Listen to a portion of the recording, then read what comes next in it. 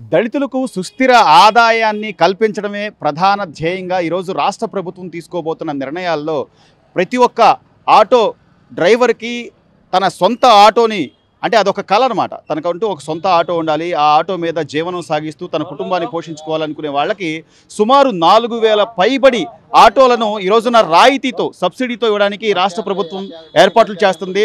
సుమారు 3 లక్షల రూపాయల ఆటోని కేవలం 30,000 రూపాయలు ముందుగా వాళ్ళు చెల్లిస్తే రాష్ట్ర ప్రభుత్వం ₹1,00,000 భరిస్తుంది. అలాగే కేంద్ర ప్రభుత్వం 50,000 రూపాయలు ఇస్తుంది. మిగతాది సబ్సిడీ రూపంలో వాళ్ళకి లాభం చేకూరే అవకాశాలు ఉన్నాయి. దీనికి సంబంధించిన కొంతమంది దళిత సోదరులు మనతో ఉన్నారు. ఆటో డ్రైవర్లుగా వాళ్ళు జీవనం సాగిస్తున్నారు. సార్, ఈ పథకం కనుక అమలైతే ఎంతవరకు ఉపయోగం ఉంటుందంటారు? ఏంటి? బాగానే ఉంటుందండి ఈ పథకం ఉపయోగిస్తే. మామూలుగా అయితే ఇప్పుడు 3:30 దాకా బండి పడుతుంది. దానికి లేట్ వడ్డీలు, ఫైనాన్సులు, మామూలుగా ఇది కిస్తీలు బాగా పెట్టుకుంటే వడ్డీలో వేస్తారు. 5 చిల్లర అవుతుంది. ఇలా కనుక వస్తే కనుక చాలా బాగుంటుంది. సో అంటే దళిత సోదరులు అనేపాటికన్నా ఏదో ఒక కష్టం కాయో కష్టం చేసుకుని కుటుంబాన్ని పోషించుకోవాలి. వాళ్ళకంటూ ఆస్తులు చాలా తక్కువగా ఉంటాయి. సో ఈ నేపథ్యంలో రాష్ట్ర ప్రభుత్వం ప్రత్యేకించి ఎస్సీ సోదరుల గురించి ఆలోచించడాన్ని ఎలా చూడాలంటారు? ఇలా ఇస్తే బాగానే ఉంటుందండి. ఎందుకంటే సగం అమౌంట్ ఇప్పుడు సబ్సిడీ కింద పోతుంది కాబట్టి సగమే కాబట్టి కట్టుకునేది మంచి పని, బాగుంటుంది. అంటే చంద్రబాబు గారు ఆలోచిస్తున్నారంట. మంచి ఆలోచన. గతంలో ఏదో చంద్రబాబు గారు ఆలోచించరు, ఎస్సీల గురించి పట్టించుకోరు అనేటువంటి ఒక నినాదాన్ని ఇప్పటికీ జగన్మోహన్ రెడ్డి గారు దాన్ని ఏదో ఫోకస్ చేస్తున్న అంశం ఇదే అనమాట. అదైతే తెలియదండి. ఇది మట్టి ఆప్షన్ బాగుంది. అలా చేసిన మట్టి మంచిది. కుటుంబం బాగానే ఉంటాయి. బాగానే ఉంటుంది. దాని మీద బాగానే ఉంటుంది. అవును, ఎలా బాగా బతకొచ్చు. రైట్ అన్న. ఒకవేళ ఈ పథకం కనుక అమలు అయితే ఏంటి, ఎలా ఉండబోతుంది అనుకుంటున్నారు? ప్రతి దళిత సోదరుడికి ఈ పథకం ఎంతవరకు వర్తిస్తుంది? ఏంటి? బాగుంటుంది. అందరికీ జీవనోపాధి కలిగిస్తారు. బాగుంటుంది పథకం. సార్, ఈ రోజున ఒక ఆటో డ్రైవర్లకు మాత్రమే కాకుండా రైతులకు కూడా సుమారు ₹1,50,000 పరికరాలని సబ్సిడీ మీద అందించడానికి రాష్ట్ర ప్రభుత్వం ప్రణాళికలు సిద్ధం చేస్తుంది. ప్రతి ఒక్క దళిత సోదరుడు కూడా సుస్థిర సంపాదన వాళ్ళు ఆర్జించడమే ధ్యేయంగా ఈ రోజున రాష్ట్ర ప్రభుత్వం కానివ్వండి, లేకపోతే చంద్రబాబు నాయుడు గారు కానివ్వండి, ఆయన చెప్పినట్టుగా ప్రతి ఒక్కళ్ళు ఆర్థికంగా స్థిరపడాలి అని, బలపడాలి అనేటువంటి ఆయన కోరికకు సంబంధించి ఈ ప్రణాళికలను ఎలా చూడాలంటారు? ఈరోజు చూస్తే చంద్రబాబు నాయుడు గారు చాలా ముందు చూపుతో ఒక దళితులకి వాళ్ళని ఏ రకంగా అభివృద్ధిలోకి తీసుకురావాలి, ఆర్థికంగా ఏ రకంగా డెవలప్ చేయాలి, వాళ్ళని ఏ రకంగా అయితే మరి సమాజంలో నైతిక విలువలతో కూడిన మనిషిగా బ్రతకడానికి ఈ రోజున చంద్రబాబు నాయుడు గారు మరి ఎస్సీ కార్పొరేషన్ ద్వారా ఆటో డ్రైవర్లకి 1,50,000 సబ్సిడీతో, రాష్ట్ర ప్రభుత్వం ₹1,00,000, కేంద్ర ప్రభుత్వం 50,000, 3 లక్షల రూపాయల ఆటోలని 50% సబ్సిడీతో ఇలా దళితులకి ఇవ్వటం చాలా శుభపరిణామం.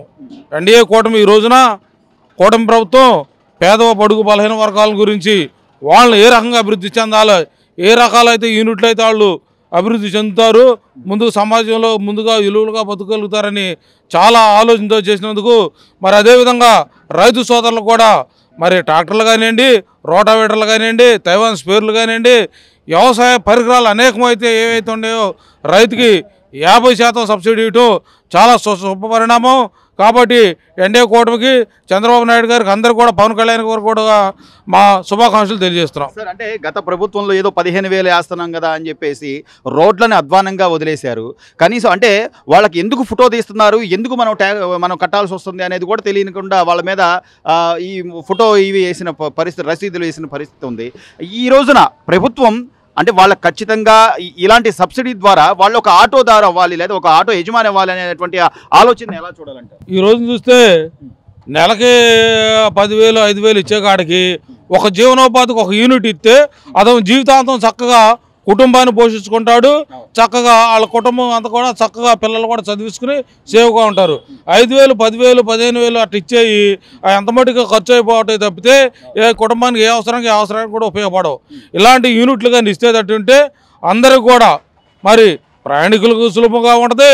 వాళ్ళు బతుకుతా కూడా వాళ్ళ ఫ్యామిలీది కూడా మరి ఎస్సీలు ముందుకెళ్తా కూడా చాలా ఉపయోగకరంగా ఉంటుంది. వ్యవసాయానికి సంబంధించి కూడా విప్లవాత్మక మార్పులు తీసుకొస్తున్నారు. ఎందుకంటే గతంలో ధాన్యం అమ్మకాలు జరిగి మళ్ళీ డబ్బులు చేతికి రావాలంటే నెలల సమయం పట్టేది. కానీ ఈ ప్రభుత్వం వచ్చిన తర్వాత 24 గంటలు తిరగకముందా వాళ్ళకి ధాన్యం డబ్బులు వేయడం కానివ్వండి, ఈరోజు ధాన్యానికి సంబంధించి కానీ లేకపోతే రైతులకు సంబంధించిన పరికరాల్లో కూడా 1,50,000 వరకు సబ్సిడీ, 50% సబ్సిడీ రాయితీతో ఈరోజు రాష్ట్ర ప్రభుత్వం కల్పించబోతుంది. అంటే ఇదంతా కూడా ఆలోచనాత్మకంగానే చూడొచ్చు అంటారా? గత ప్రభుత్వం చూస్తే వరి కానివ్వండి, జొన్న మొక్కజొన్న కొనుగోలు కేంద్రాలు పెడితే వాళ్ళకి 2 నెలలకి 3 నెలలకి 4 నెలలకి మరి 5 నెలలకు కూడా పడ్డ దాఖలు ఉండి. కానీ ఈరోజు చంద్రబాబు నాయుడు గారు ప్రభుత్వం తీసుకుంటే నిర్ణయం వరి ధాన్యం వేసుకున్న వాళ్ళకి ఈ 48 గంటల్లో కూడా వాళ్ళకి బ్యాంకుల్లో కూడా జమ చేయబడుతుంది. కాబట్టి చంద్రబాబు నాయుడు గారు తీసుకున్న నిర్ణయం, ప్రతి ఒక్క నిర్ణయం కూడా జనానికి మేలుకరంగా ఉపయోగకరంగా సేవగా ఉండదని కూడా తెలియజేస్తున్నాం. ఎలా ఉంది సార్? చూస్తున్నారు మీరు, గత 6-7 నెలల నుంచి పరిపాలన చూస్తున్నారు. ఈరోజు గ్రామ స్థాయిలో రోడ్లు వేస్తున్నారు, ప్రతి గ్రామానికి విధులు కేటాయిస్తున్నారు. మార్పు అయితే కనిపిస్తుందంటారా సార్? కనబడుతుంది మార్పు. మరి జగన్మోహన్ రెడ్డి గారు అసలు ఏమీ లేదు, అంతా విధ్వంసం అని అంటున్నారుగా. అది అంతా వేస్ట్ మాటలేండి, కరెక్ట్ కాదు. ఈరోజు కరెంటు బిల్లులు అని అదని ఇదని ఏదో ఒక నెప్పం వేసి ధర్నాలు చేస్తాం, లేకపోతే మేము అల్లర్లు చేస్తాం అంటున్నారు. ఆ కరెంటు బిల్లు అని పెంచడం కూడా ఆయన మూలనే, ఆయన చేసిన ఇదే కానీ ఈయన పెంచినట్లు ఏం తేడాలు ఏం కనపడతలా. అన్న ఎలా ఉందంటారు ఈ రోజున ప్రభుత్వం వచ్చిన తర్వాత, మార్పు వచ్చిన తర్వాత ఎలా ఉంది సార్? ఈ రోజు గవర్నమెంట్ వచ్చింది అంటే కూటమి ప్రభుత్వం, వాళ్ళు ప్రతిదీ కూడా ఆలోచించి నిర్ణయాలు తీసుకుంటున్నారు. ఈరోజు ఆటోలని కానీ లేకపోతే రైతులకి సబ్సిడీ మీద పరికరాలని కానీ అన్ని ఆలోచనలు చేస్తున్నారు. ఎలా ఉందంటారు? అయితే ఈ రోజు మన కూటమి ప్రభుత్వం వచ్చిన తర్వాత అన్ని పథకాలు కూడా అమల్లో ఉన్నాయి. కానీ చంద్రబాబు నాయుడు చేసినట్టుగానే ఎవరు చేయలేకపోయారు. ఈ రోజు రోడ్ల పరిస్థితి చూస్తే ఎక్కడ పడ్డ రోడ్డు అసలు కారు ఆకుండా పోతుంది, మోటార్ సైకిల్ ఆకుండా పోతుంది, ఎక్కడ కూడా యాక్సిడెంట్లు ఆకుండా పోతుంది. అటువరకు ఏ రోడ్డు చూసినా అన్ని యాక్సిడెంట్లు ఇన్ని ఉన్నాయి. కానీ ఈ రోజు మరి రైతు చూస్తే రైతు మాత్రం మరి మనం ఒడ్డు అమ్ముకున్నాం, ధాన్యం అమ్ముకుంటే ఖాతాలో పడిపోయి రైతులకు కూడా అనుకూలంగానే ఉంది. కళ్ళ ముందు కనబడుతున్నా కూడా జగన్మోహన్ రెడ్డి గారు ఇంకా అరాచకం జరుగుతుంది, అన్యాయం జరుగుతుంది అని అంటున్నాడు. ఆయన చేసే పనులు అట్ట చేసాడు. పోయినసారి చేసింది అరాచకం కదా, ఆ అరాచకం ఇంకా మళ్ళీ చేతనే ఉన్నాడు. అదంతా అబద్ధం. జగన్మోహన్ రెడ్డి ఏది చెప్పినా ఒక్క మాట కూడా నిహరం లేదు, అన్ని అబద్ధాలు మాట్లాడి అసలు లేదు, నమ్మే సీన్ లేదు. రాడండి, ఈసారి కూడా రాడు, డిపాజిట్లు కూడా రావు. రోజా గారు వచ్చి అసలు అంతా విధ్వంసం జరుగుతుంది, చేసేది అన్ని తనాసి పనులే, ఒకటే మంచి పని కాదు. అసలు జనం తెలుసుకుంటున్నారు. అంటే దళితులు, నా ఎస్సీలు, నా సోదరులు ఎందుకు కొట్టాడు? నిన్న మాలోని కులం ఎత్తి తిట్టి కొట్టాడు. ఆడు ఎవడు కొట్టింది? ఆయనే. కఠినంగా శిక్షించాలంటే వాళ్ళ మీద అసలు ఉరి శిక్ష అయ్యాలి. ఆడు నందిగుంసు వేసుకొని పడవలు 3 గట్టి ఇసుకు నింపి ఆ బ్రిడ్జిని గుద్దాడు. అది పడితే ఎంత 8 కోట్ల మంది చస్తారు. ఏమన్నా చేశాడు వాళ్ళని? నిన్న కావాలి ఏదో కేసు వేసారు నందిగం సురేష్ని, వాళ్ళని ఆడే తీసుకొచ్చి చూరేయాలి. అది పడిపోతే ఎవరికి నష్టం? ప్రభుత్వం మంచి ప్రభుత్వం చేస్తున్నారయ్యా. జగన్ కాడించి అంత రౌడీజం, రాపాటమే మంచిది. నా ప్రభుత్వమే బాగుంది, నాకు సన్మానాలు చేయాలి, శాల్వాలు కప్పాలంటున్నాడు. ఇదిగో అన్ని దొంగ మాటలే. నవరత్నాలన్నీ అన్నది మోసం చేశాడు. మినువులకు రేట్లు లేకుండా చేశాడు. ఇవాళ 10,000 అమ్ముతుంది మినువులు. సో అందరూ అంటే జనాలు అమాయకులు కాదు, పిచ్చోళ్ళలాగా లేరు జనాలు. 4 సంవత్సరాలు రైతులు నేర్పించాడు. ఆయన మాటలు ఎవరు నమ్మట్లేదు. అప్పుడు అది జగన్ మాటలు ఎవరు నమ్మట్లా. రాడు, ఈసారి కూడా రాడు. అయిపోయింది. గ్రామీణ స్థాయిలో కూడా ప్రతి ఒక్కళ్ళు కూడా ప్రతిదీ తెలుసుకుంటున్నారు. ఈ రోజున ఎక్కడ ఏ మూల ఏ చిన్న ఇన్సిడెంట్ జరిగినా కూడా ఖచ్చితంగా దాని మీద కఠిన చర్యలు తీసుకోవాలంటున్నారు. ఈ రోజున కడప జిల్లాలో జరిగినటువంటి ఒక దళిత అధికారి మీద దాడికి సంబంధించి ఇక్కడ మారుమూల అంటే ఎక్కడో ఉన్నటువంటి ఈమని గ్రామంలో ఉన్నటువంటి దళిత సోదరులు కూడా ఇంత ఆవేశంగా రియాక్ట్ అవుతున్నారు అంటే ఖచ్చితంగా చట్టాలని కఠినం చేయాల్సిన అవసరం ఉంది. ఇలాంటి దాడుల్ని ఎవరూ కూడా ప్రోత్సహించకూడదు. మళ్ళీ ఇంకోసారి దళితుల మీద చెయ్యాలంటే భయపడే విధంగా ఉండాలని కూడా వీళ్ళందరూ డిమాండ్ చేస్తున్నారు.